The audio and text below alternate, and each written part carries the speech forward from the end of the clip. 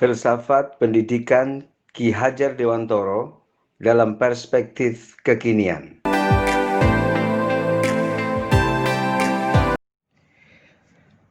Para sahabat, guru penggerak yang kami banggakan. Hari ini kita akan membahas tentang hal-hal positif yang bisa kita dapatkan dari pemikiran Ki Hajar Dewantara.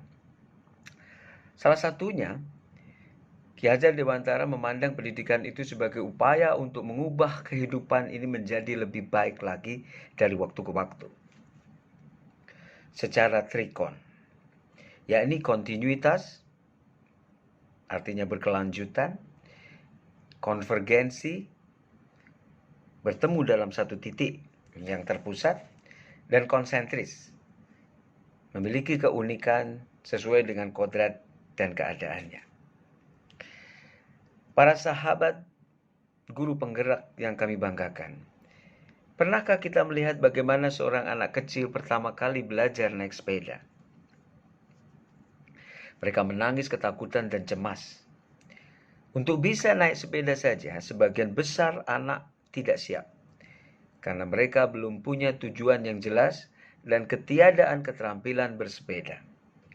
Sejalan dengan bimbingan dan pelatihan bersepeda yang diberikan oleh kedua orang tuanya, anak menjadi terbiasa dan terampil bersepeda.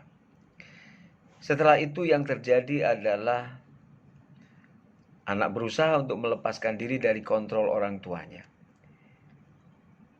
Kemudian yang terjadi selanjutnya adalah tumbuhnya perasaan pada diri si anak merasa bisa melakukannya sendiri. Main bersepeda dengan kelompok teman dekatnya, lalu menjauh dari pengawasan orang tuanya. Begitulah kemandirian itu ditanamkan, dilatihkan, ditumbuhkan pada diri seorang anak kecil. Ada perubahan mental dari takut menjadi berani, ada perubahan orientasi dari sekedar ingin tahu bagaimana rasanya bersepeda menjadi ingin tahu lebih mendalam dan meluas lagi dengan pergi jauh dari lingkungan rumah. Ada perubahan fisiologis dari tidak terampil mengayuh pedal sepeda menjadi ngebut sekencang-kencangnya. Ada perubahan kognitif yang dari tidak tahu bagian detail mekanik sebuah sepeda, lalu menjadi sebuah ide kreatif, inovatif untuk memodifikasi sepeda dengan ornamen-ornamen baru dari sepeda lain yang menjadikan sepedanya lebih indah, lebih cepat, dan lebih berdaya guna untuk berbagai kebutuhan hidup si anak. Perjalanan kemandirian ditanamkan, ditumbuhkan, dilatihkan, dan dipanen dengan begitu cair. Bagaimana sebenarnya pola pembelajaran di sekolah di era merdeka belajar sekarang ini? Mari kita membayangkan bersama. Bagaimana seandainya guru dan siswa duduk bersama untuk membahas tugas berselancar secara virtual ke Museum Gajah. Lalu guru meminta siswa secara mandiri untuk menentukan apa yang akan mereka pelajari dan bagaimana mendapatkannya dengan mengumpulkan informasi dari berbagai sumber, baik berupa teks maupun non-teks dari internet. Lalu berlatih menggunakan berbagai fasilitas yang ada di handphone mereka masing-masing. Kemudian setiap siswa melaporkan rencananya masing-masing. Guru lalu memberikan masukan, arahan, dan rekomendasi bila mana ditemukan ketidakjelasan arah dan tujuan yang ingin dicapai siswa. Lalu siswa ditugaskan untuk menjalankan rencananya masing-masing. Kemudian setelah semuanya selesai, lalu mereka duduk bersama kembali untuk menceritakan pengalaman belajar mereka masing-masing. Praktek baik dan praktek buruk dibedah dari rencana yang mereka sudah laksanakan. Lalu secara sadar siswa diminta untuk memberikan kesimpulan bagaimana sebaiknya agar semuanya menjadi lebih baik lagi. Pengalaman belajar seperti ini adalah sebuah proses otomasi. Inilah strategi belajar di era pembelajaran sekarang ini. Pengalaman belajar seperti ini tingkat keberhasilannya sekitar 70%. Inilah merdeka belajar.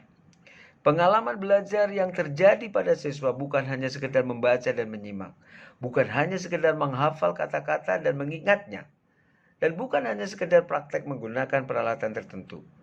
Siswa bisa saja mengakses Play Store untuk mendapatkan aplikasi baru sehingga menemukan cara-cara baru untuk berkunjung secara virtual dengan nyaman ke Museum Gajah, misalnya dengan menggunakan Google Map. Pengalaman belajar seperti ini menjadi sebuah pengalaman belajar yang mengesankan dan tak terlupakan bagi siswa. Siswa bisa berpikir sendiri dan membuat rencananya sendiri yang mungkin gurunya sendiri tidak pernah melakukannya. Jadi, bukan do what the teachers do, tetapi do what the teachers say. Sebagai kesimpulan, all leaders are teachers. Membantu siswa untuk sukses belajar itu sebuah jalan yang luar biasa bagi guru untuk menjadi semakin sukses. Ing ngarsa sung tulodo, ing madya mangunkarsa, tutwuri handayani. Demikian filosofi kepemimpinan Ki Hajar Dewantara kalau kita implementasikan pada pembelajaran era sekarang ini. Selamat belajar. Tetap semangat, gembira, dan sehat.